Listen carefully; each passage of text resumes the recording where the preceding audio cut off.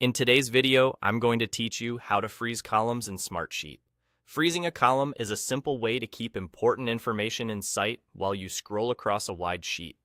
If your project sheet has lots of fields, like task names, owners, start dates, and statuses, freezing the right column can save you time and reduce errors, because you won't lose track of what each row refers to as you move horizontally.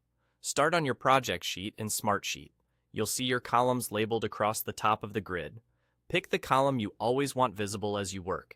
Something like task name or status is a common choice. When you're ready, move your mouse over the header of that column. The header is the top cell with the column's name. That's the target you'll use here. Now, right-click directly on that column header to open the context menu.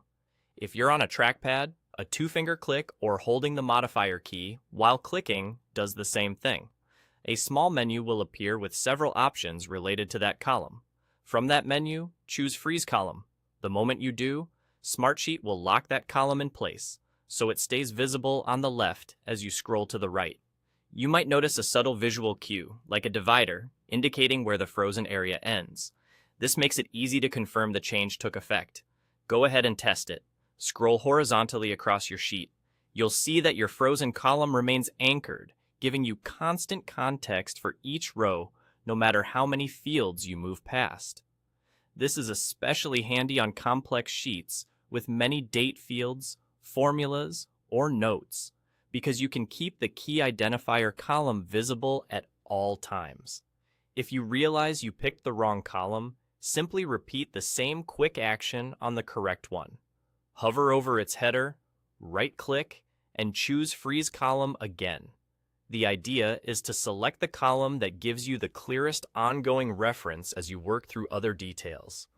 Keeping the frozen area focused on the most essential field helps maximize screen space while maintaining clarity, and that's all there is to it. Hover over the column you want, right-click the header, choose Freeze Column, and you're set.